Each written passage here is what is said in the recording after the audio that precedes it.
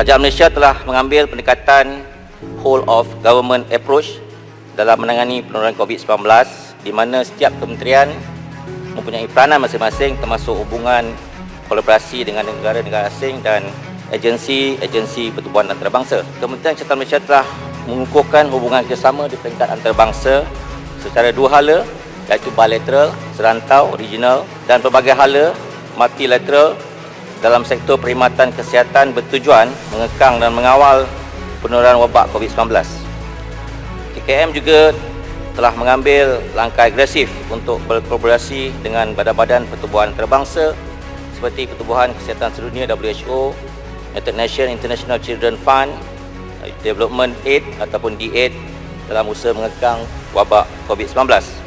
Kerjasama KKM dalam menangani COVID-19 diperkukuhkan lagi dengan komitmen Malaysia menyertai Solidarity Trial di peringkat WHO.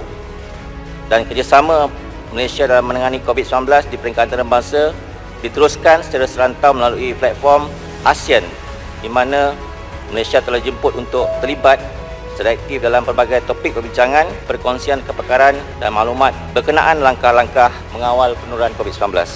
Dalam usaha meningkatkan kemahiran teknikal berteraskan sains dan teknologi nuklear kepada rakyat yang terkesan akibat pandemik COVID-19 dan juga dalam proses pemulihan ekonomi, Nuklear Malaysia menawarkan 3 program utama iaitu 1. Konsultasi dan kerjasama R&D dan juga commercialization dan inovasi, 2.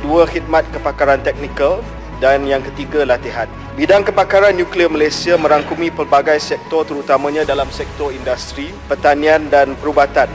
Sebagai contoh dalam bidang pertanian, Nuklear Malaysia bersedia berkongsi kepakaran yang dimiliki dalam penghasilan benih baru, tanaman dan kaedah pengurusan pertanian yang cekap ataupun precision agriculture dengan golongan petani dan peladang.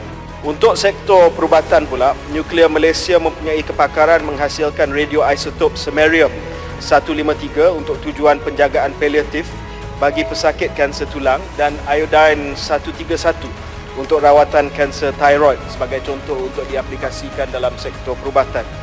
Bagi sektor industri pula, Logi Altron dan Sinagama di Nuklear Malaysia telah menyediakan perkhidmatan penyinaran bagi peralatan perubatan, produk farmasi makanan, jadi contohnya catheter, medical gloves. Gamma Greenhouse pula menyediakan khidmat penyinaran tumbuhan dan bahan culture tissue untuk tujuan pembiakbakaan pertumbuhan yang boleh dimanfaatkan oleh sektor pertanian juga.